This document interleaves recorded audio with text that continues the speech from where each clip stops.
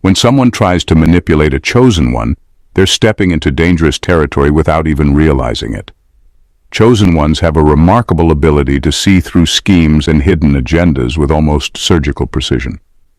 What's worse for the manipulator is that this exposure doesn't come with a loud accusation or a dramatic confrontation. Instead, chosen ones quietly dismantle the tactics piece by piece until the manipulator is left standing in the rubble of their own failed strategy. It's unsettling how calmly and effortlessly this happens. Chosen ones don't need to call out manipulation directly. Their actions alone reveal the cracks. They respond in ways that disarm the manipulator's plan entirely, often by refusing to play along. A manipulator might try guilt-tripping, subtle power plays, or emotional baiting, but the chosen one's reaction is always the same: disinterest. That lack of engagement is a spotlight exposing every flaw in the scheme. What's even more unnerving is how personal this feels to the manipulator. They can't hide behind charm, coercion, or authority because the chosen one's clarity cuts through it all. It's like trying to cast a shadow in broad daylight.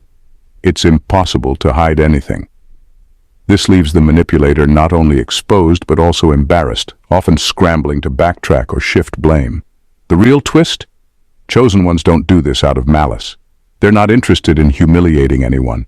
Their innate truth-seeking nature simply can't coexist with deceit.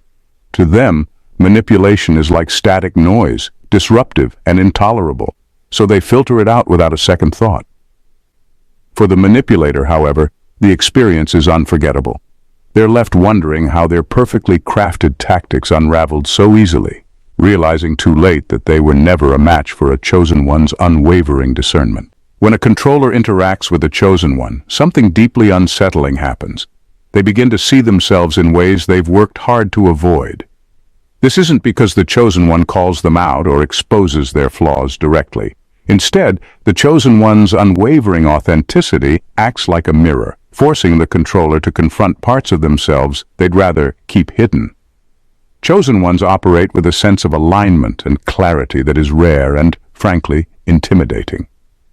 Their presence doesn't bend to manipulation or falsehoods, and this uncompromising honesty has an almost gravitational pull.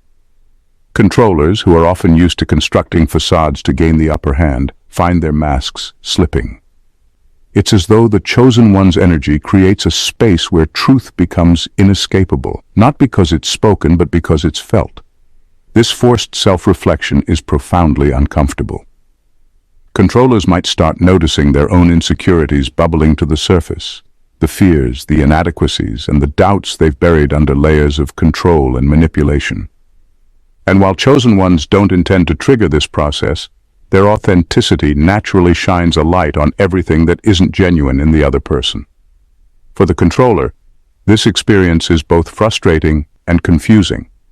They may leave the interaction feeling uneasy, unsure why their usual tactics didn't work, and why they suddenly feel so exposed. In some cases, they might lash out or double down on their controlling behavior, trying to regain a sense of power. But deep down, they know something has shifted. Engaging with the chosen one often leaves controllers with no choice but to face themselves. It's a rude awakening that stings, but it also plants the seed of transformation, whether they're ready for it or not.